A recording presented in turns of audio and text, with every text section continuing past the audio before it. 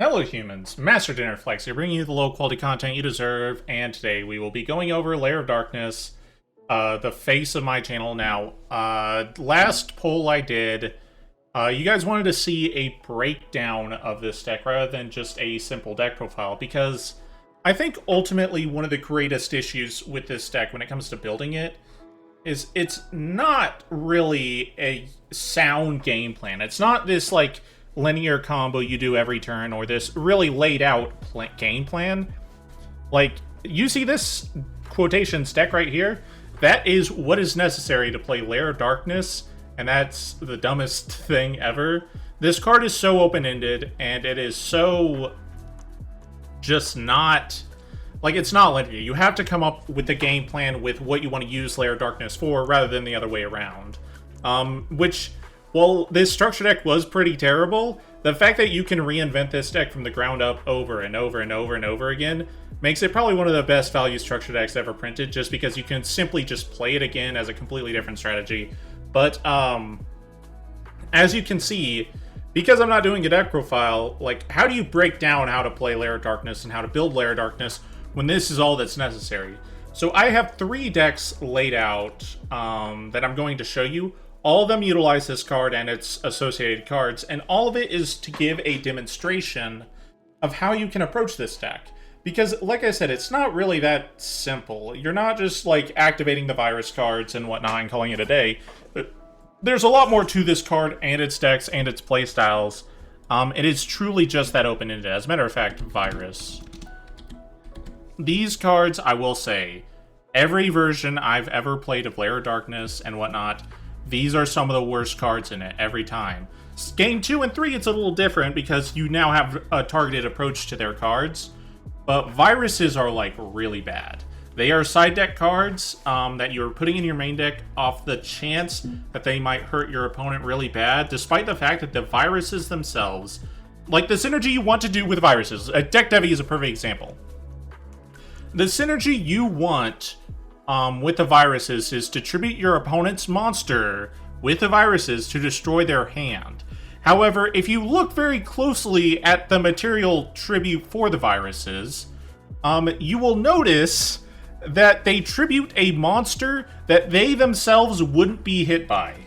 So, deck Devi, you have to tribute a fairly big-sized monster and it destroys small monsters. Now, the problem with this is if your opponent is summoning big monsters, that means they have big monsters, so the virus doesn't do anything. If they summon a huge monster, it's well likely that their hand is mostly monsters, so Eradicator doesn't do much of anything. Full Force, high defense, guess what? All their monsters probably have high defense. It's well within possibility. Grinning Grave is a bad card. I'm not even going to break that down. And the same with Crush Card. Like, the reason these cards I do not find very good game 1 in any version of Lair of Darkness is because the synergy they are supposed to have is you're supposed to tribute your opponent's monster to rip apart their hand. But they're only usable in that scenario when you know the virus probably isn't going to work. This is why I think these cards just suck. And Granny Grave is an objectively bad card. This is bait. Nothing about this card is good at all. Don't play this. So now that we got this out of the way, and I have been ripping apart viruses and calling them what they are, which is bad, let's get into some example deck list. Now, I will tell you right here, this is the version I've been testing with. It's some of the cards it's going to take a little bit, and obviously this is not a full-fleshed out deck, because there's a lot more testing I want to do and whatnot, but I would like to call this Azamina Lair of Darkness, but as you can see, it's got Black Witch, Sinful Spoils, Azamina, Lair of Darkness, Lady of Lament, Bestial, Labyrinth cards. It's just a pile of dark monsters that control the board. Like, this is very close to just straight up a pile. But the original synergy, as you could guess, tribute 1 monster from your hand or field, Teehee, Lair of Darkness. Like, that seems pretty obvious. But it also had the synergy in that video I posted a little bit ago. You contribute Alice to both get your Hollowed Azamina and a Lady of Lament search. But when I was playtesting this deck for a bit, what I noticed is not only is Alice like a really strong starter extender, even though it doesn't do anything on its own, it's just a really reliable body, especially going second. But in addition, since this can always get Lilith, like, you might as well just max out on Alice. But more importantly, What I really didn't like is how often Alice would just search Lilith and that was it. There was no utility to what it exactly searched. And more importantly, even if I played other Ladies of Lament, the problem was a lot of the time when I searched with Alice, I actually just wanted a monster that wasn't a normal summon. The problem is, even if I had Lilith or I had to normal summon a different thing, like I was just grabbing like like I said, a normal summon. So I wanted a monster that was not a normal summon you can grab with Alice. So the next option, like literally, when you look at the pool of cards this card can search, this is straight up like I think the only one that does what I'm talking about. Stovey, so you can send it and another card from your hand to the graveyard, and you set a Labyrinth spell or trap from your hand or deck. Now, this is technically a hand trap, which, if you would count this, 3, 6, 8, 11, 14, like that's 14 hand traps into 43 cards. You're probably going to open 1 or 2 of them, but to call this a hand trap is very generous, because the only thing it does is help set you up for turn 2. And it's only really that helpful if you draw it and Diabell Star. Because if you draw both on your opponent's turn, that's really strong. Because you toss it and Diabell, set your card, summon back Diabell by tossing a whatever, and then you set like a Sinful Spoils. So on your opponent's turn, they have to deal with like a very quick follow-up. Like a lot of the times, you'll set like Silvera to like interact with their board, and you get the, like, if they don't deal with anything, you get to bounce this. If they remove the Silvera, or if they remove the Diabell somehow, or you have to use Silvera, instead of summoning Lovely, which is the only real target for this package, you'll actually just summon another copy of itself, bounce it back, it'll revive the first one that was used to summon it, and you can normal summon that and make a rank 2, which, this one is Djinn Buster, but there are other better options, if you couldn't guess. So that's like an example of how you could utilize this engine going second. But that's like whatever. Like it's like an okay near hand traps. It's like so low impact. I would compare it to like Valor, where it is barely a hand trap and it barely does anything except in very, very specific scenarios where it's pretty strong. That's like the power level I put it. And then the Bestials are like all ban worthy. And then Diablos, like you absolutely don't have to play it. One package I was doing in here earlier was the Tour Guide package. Because this deck, if you can't tell, is designed to play well into hand traps. Like, if you normal summon Lilith, which this deck does a lot, and special summon Diabell, they can't Valor Impermanent. Because if they attempt to, you just tribute it off, it gets it searched, they lose a card out of your hand, and you get a trap in the process, which in the process means your own hand traps, functionally, or even a big welcome. So, like, they can't really hand trap that. If you normal summon Lilith, and, like, go for an Azamina monster, it's the same thing with, like, what's it called? Morcilago. They can't really hand trap it, otherwise it's going to... They're losing out on a card, they're not stopping the search, and you're getting a trap. Like, they literally cannot hand trap in those scenarios outside of exactly Ash for Morcilago. And even if they, like, hand trap this, or this, you can normal summon a Rima and tag it out into a Bestial, or a Diabell Star, which can get you more Sinful Spoil cards anyways. So, like, this is like the anti-hand trap, anti-meta deck, in a way, because it's super resistant to hand traps, while also playing quite a bit of its own, or... calling this, like I said, calling this a hand trap package is really, really generous, because it is barely that. Bestials are hand traps, obviously. Psalms is, kind of tricky because there's a lot of hand and graveyard effects you want to use. So this is like, you don't activate it unless you really have everything else, or you absolutely need to, otherwise you just would never activate this. But regardless, it has synergy. Like if you draw it and Imperm, or it Stovey in a normal trap, you can toss Stove and the trap in response, and then you'll get the Impulse. You'll set the big welcome, and then you just have a lot of really strong follow-up. So that's like the theory with this, but you don't want to flood your hand because it's very, very tricky. But regardless, this is like the anti-format Lair Darkness deck I built. It's pretty fun and interesting. It like struggles sometimes going second, but in all reality, this format isn't actually that pro go second like people claim it to be. What's actually happening is this entire format is held up by Extrizial. Like, if you've ever seen the meme of, Microsoft Excel holding up all of human civilization. That's what this format is, except instead of Excel, it's Xrizial. This format is barely playable, and it is kept entirely playable by the existence of Rizial, which is important, but, like, we are barely in a playable format. A lot of the times, your winning going second is entirely circumstantial. It is not based on much of engine or just much of anything. It is almost entirely circumstantial, and that feels really shitty.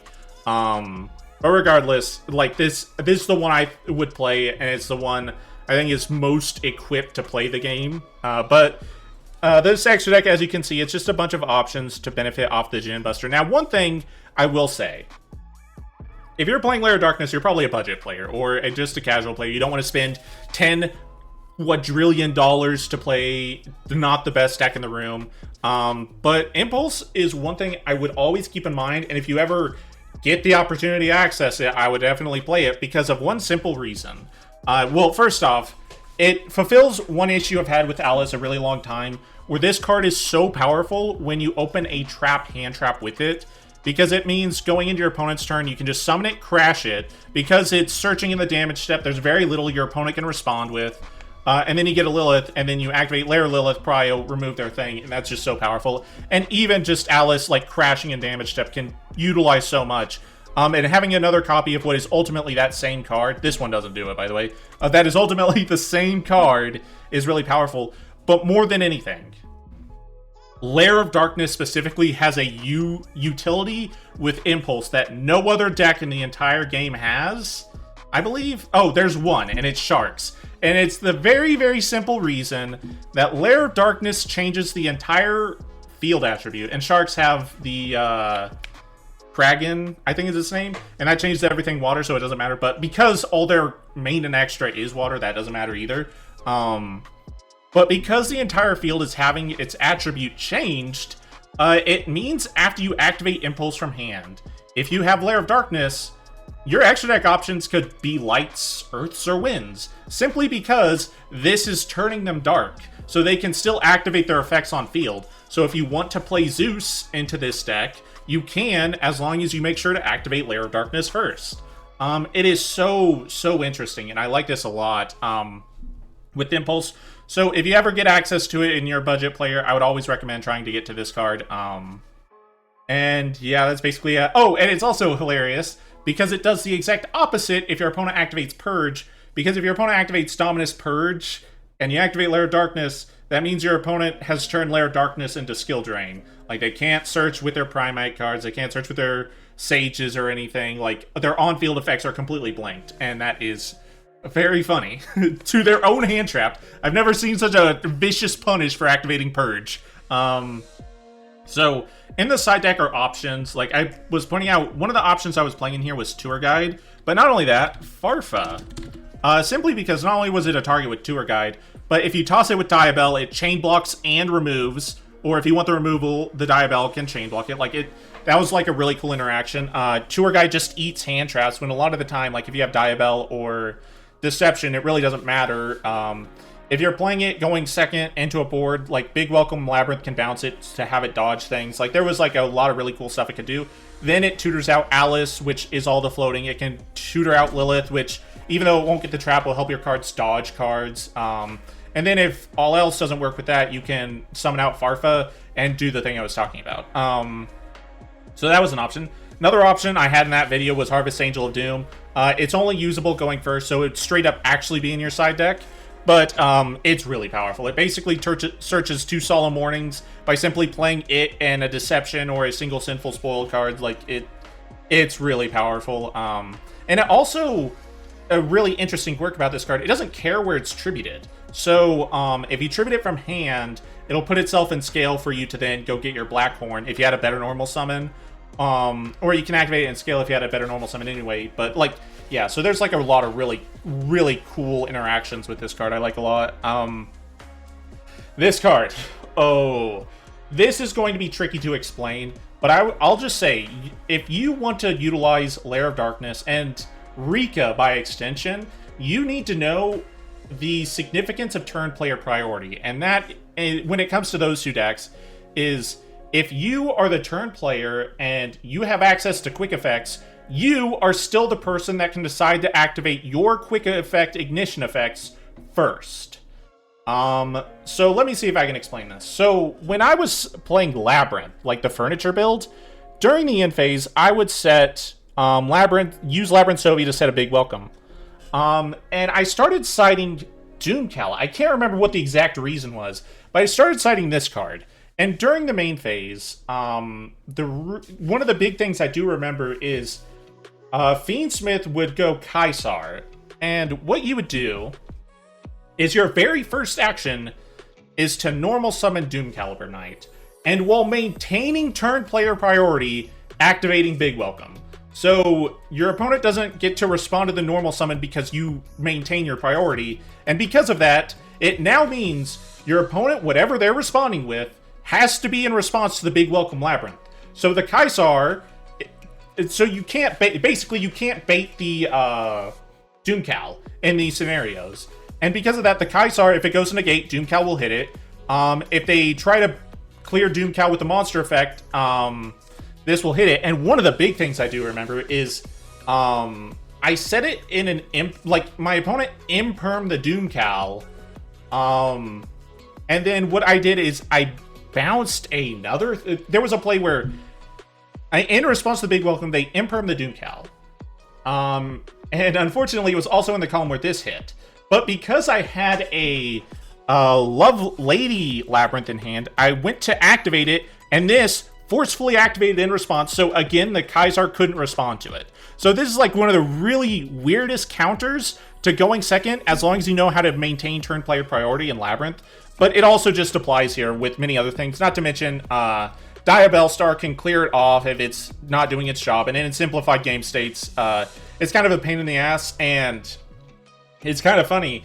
Of all the old school, like, anti-meta monsters, I'm almost convinced, outside of Fossil Dyna, this one might have aged the best. A question mark around that. Because as long as you just know what you're doing, you can kind of just utilize this card really well. But it's one of those, like, kind of big brain cards where you have to judge your opponent's board and judge their possible hand trap situation, and then it's like really good going second instead of going first, and I think that's really cool. But regardless, that's mostly it for this deck list. The only standout card outside of all the rest of them is Wallow, because this card is so sick. Holy hell, this is one of the most powerful rank 6s I've ever seen in my entire life. It just takes stuff out of your opponent's graveyard, whether it's a weird Diddy Crow, but in reality, a lot of the time, you're just pushing for game with it. This card's insane. If you can find a way to play this card in any deck, period. Like, if you're playing a bunch of Bestials, play this card. If you're playing it just a lot of level 6, play this card. It's insane. But this is deck list 1, and now that we got the explanation, let's do a test hand with it. Now, this is a hilariously pretty powerful hand, so what we're actually going to do in the draw phase, we are going to activate Stovey, Toss, Silvera, and that will obviously set us our big welcome. And now, still in draw phase, we will activate Sinful Spoils. Now, if you notice what I tossed, it is Silvera. So that means they cannot activate a response to this. Like, if they ash this, you can just banish this, negate it. We are then going to search, of course, Diabellstar. So we'll resolve that. We'll special summon this by tossing a card. I think we'll actually toss the Imperm, because I would like to keep, like, proactive engine plays still. If they try to respond to this, again, Silvera. And that will allow us to set the Deception. And we'll go ahead and activate Deception, tributing this. Again, if they try to respond to it, Silvera, like, that's, like, one of the really cool things about this card, is you can just proactively get it out of your hand and, like, nullify hand traps, which is so cool. And that will allow us to get the Hollowed Azamina. And now we will go ahead, send this off, and that will get us Morcilago. So this is, like, the first time they can actually start hand trapping us. And even then, like, we're actually in a really strong position. So we'll go ahead and search, get this, recycle this back to get Hollowed Azamina back up. Then we'll activate it again, send this off, and that will get us our Omni-Negate Sylvia. Next, we'll go ahead and set this because we control an illusion, a high-level illusion monster. Next, we will banish this, put this back at the bottom of their deck. Or if we had to banish it because our opponent didn't read it, we'll get a draw and rip a card out of their hand. So we'll draw one. Oh, that's really strong. And then during the end phase, well, before that, we'll set this. And during the end phase, we will set this back. And that's our board, which, while it doesn't seem very powerful, and it also barely seems like much of any of a Lair deck, this is kind of like how you can expect some openings to go. So you have a book, an Omni Negate. We can shuffle the Sinful Spoils back to go ahead and summon this. So book, negate, send, and then we'll bounce this to extra, which will go ahead and summon this, which is another pop. This will get summoned back. And then we have the impulse to stop whatever remains. And then afterwards, on the follow-up, we can make Chaos Angel, set another trap back. We're getting a Sinful Spoils and more Azamina play. So this is kind of like what I mean by the pile, and why I find this deck so interesting. But now that we got this, it's time for deck list number 2.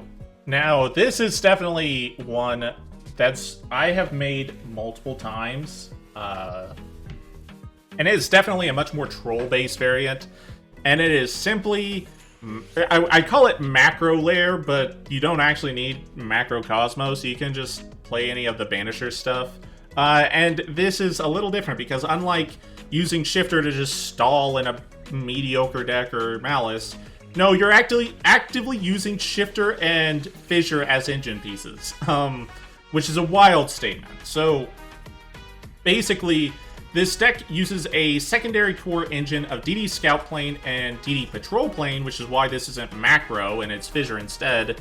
And you basically have these constantly recurring monsters under Fissure, and you just play as if it wasn't there. And all the monsters in this deck list will either indirectly, if not directly, benefit from Fissure being up. And that's basically this idea. And like I said, this one has been around basically since like 2018. Like the very first versions of Lair, you could have had this approach to it, which is funny. But like, if you draw this and Allure, you're getting a monster back as well as just like a lot of traps. And there's like a lot of really... This is a very, very slow deck. Like, you are taking turns just chipping away with barely anything.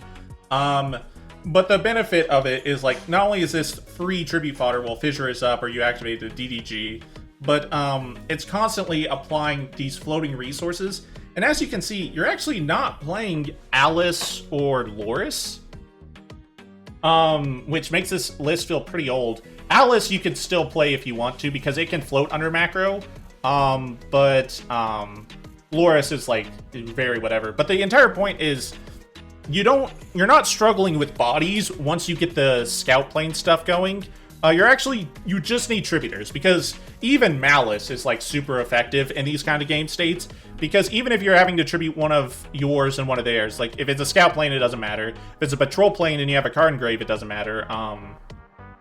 So ultimately, it kind of just doesn't matter. And then you're just cycling back a lot of traps, and you're just snowballing them out of the game with free resources while they're really just not playing, if that makes sense. This version, I would say, probably not good against any meta deck because it's a Fissure deck, and the best two decks of the format are an XE deck, which is a deck that can organically ignore Fissure, and Malice, which is a deck that actively wants his cards banished. So it's like, this is not the version of the deck you would play right now, but there have been times where this is, like, absolutely one I'll just troll with.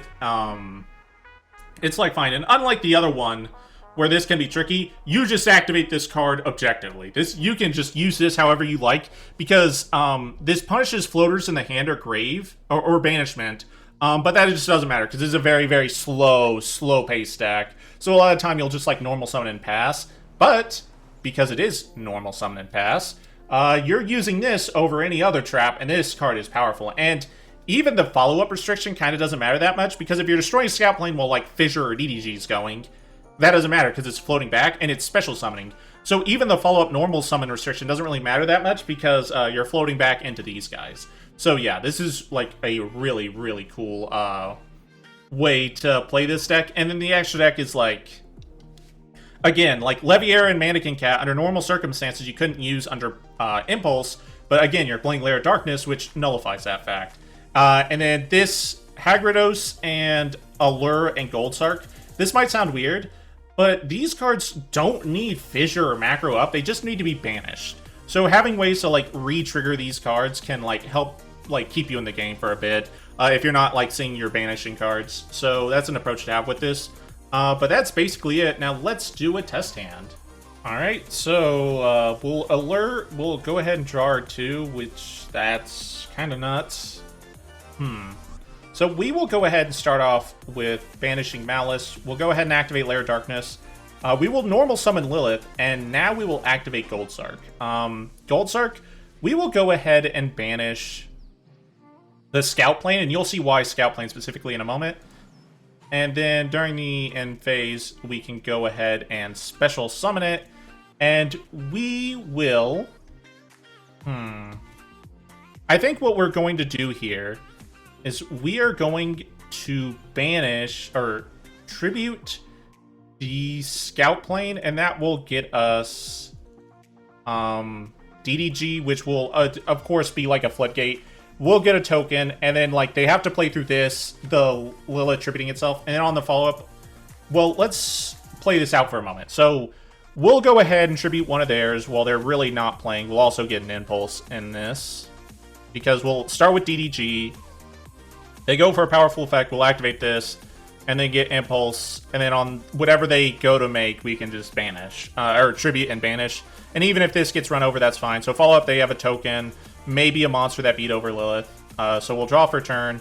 That's just Fissure. We'll go ahead and normal summon, and then we will special summon a Lilith. And then let me see what's the materials. Yeah, so a Torment token and Tour Guide will do this. We will go ahead and special summon this, which will banish the Scout Plane, turn their token 800. We'll tribute it for Lilith. Its effects are still negated, so it doesn't really matter that much. And then we'll poke for 28, and then during the end phase, we will go ahead and get this back, and another token to field. So, very quickly, you can see your opponent's really not doing much. Like, when Fissure is, like, a good card, a really unfair card, this deck is kind of insane, but like I said, it really depends on it being a graveyard-based format or not, and right now we're just not in that. But regardless, there's a much more troll version you can do with this deck. The Scout Plane, so here's the only difference between Scout Plane and Patrol Plane, or the difference is plural. This one is level 3, so it can be used to make Leviair and whatnot, but during the end phase, unlike this one, Scout Plane can just special summon itself, and it's a soft once per turn. So let's say you have Fissure up, and it summons itself in end phase. You contribute it, it gets banished for Lilith, get a trap, and this will summon itself, attempt to summon itself again. Because it's a soft once per turn, so its once per turn is only in reference for it attempting to summon itself from banished. So that's important to realize. This one, however, is a hard once per turn. So once it's used, it's been used. But in addition, to summon it back, you have to banish a card from your hand or graveyard. Hand, field, or grave? Yeah, hand, field, or grave. So a really fun play I like doing is when you lure this away and have this in hand during the end phase, just banish the Scout Plane, special summon the Patrol Plane, and then special summon the Scout Plane. That's a really fun one. But yeah, this is like an example of what I'm talking about. Back into the deck list for a moment. One final thing I wanted to mention is there's also DD Survivor, which is functionally the same as these cards. However, unlike these two, you can't Goldsark or Allure them to get their floats. This one has to be on field and leave the field, so you can't Hagrid, Lizardos, or whatever. Like, you have to have it on field go away. But you would get to summon it with double die. Well, it's cool. You do need to already have a warrior, which is tricky.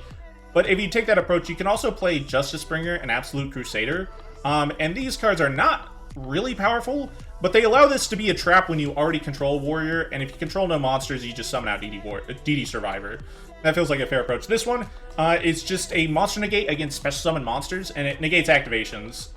It doesn't destroy the card, but that's still like surprisingly powerful effect on just a random, what I assume is 10 bulk, because I've never seen this card before until recently.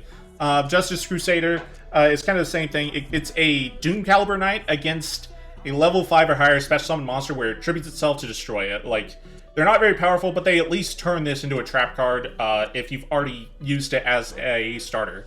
But now that we got this list out of the way, let's go to the final one.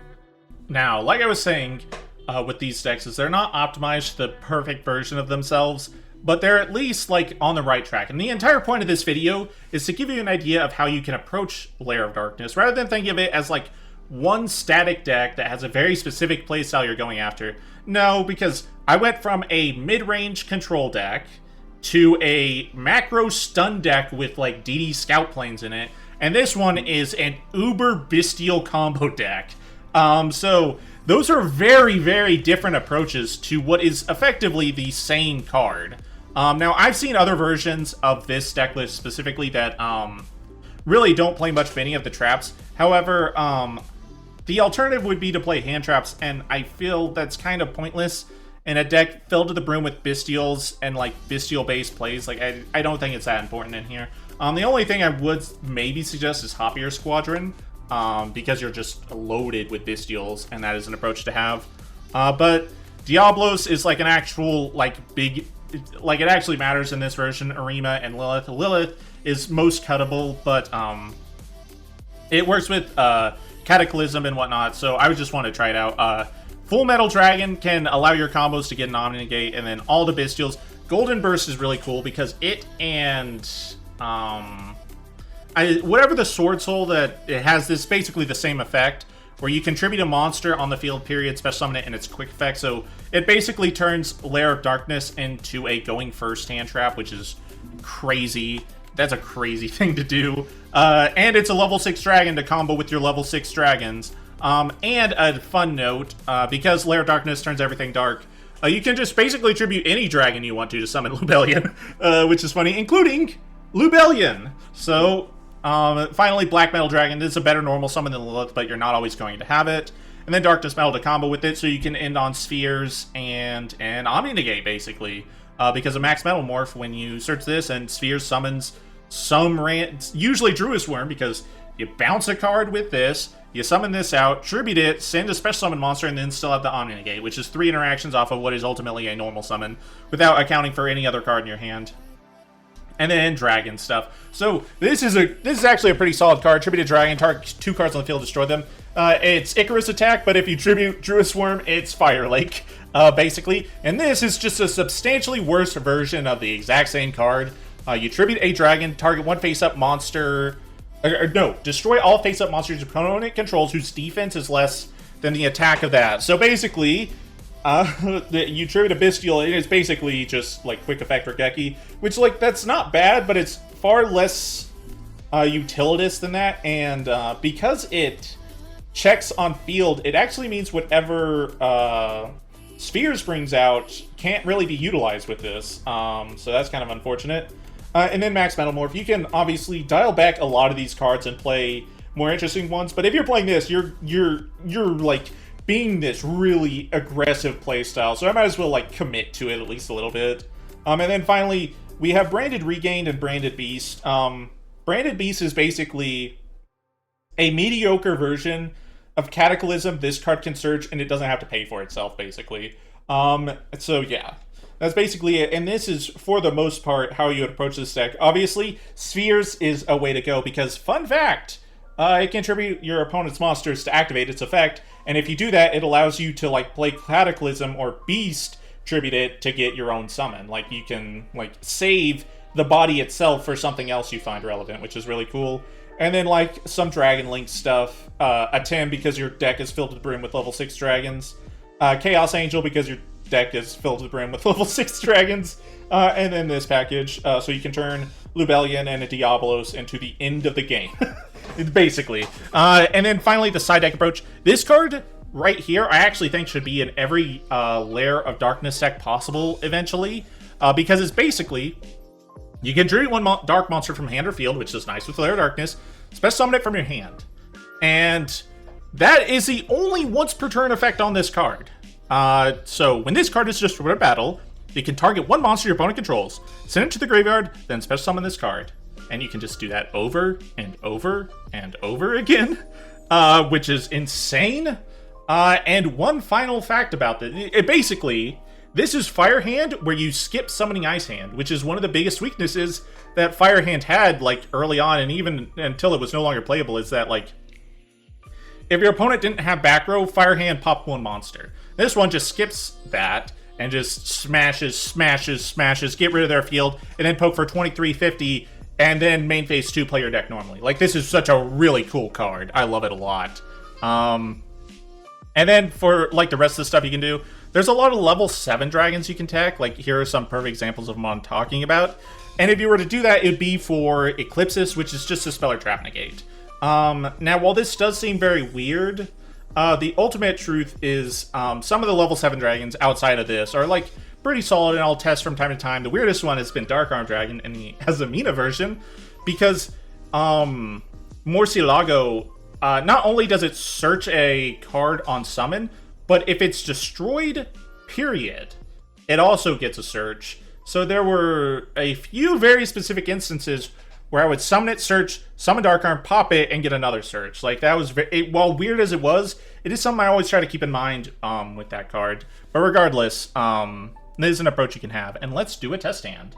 Now, remember what I said about, like, massive aggressive energy? We'll start with Lair Darkness, normal summon Black Metal, send it off for Pisty, which will search Darkness Metal, which we'll go ahead and summon Darkness Metal by banishing the Pisty, which will summon back the Black Metal, which we will then link these two off into Spheres.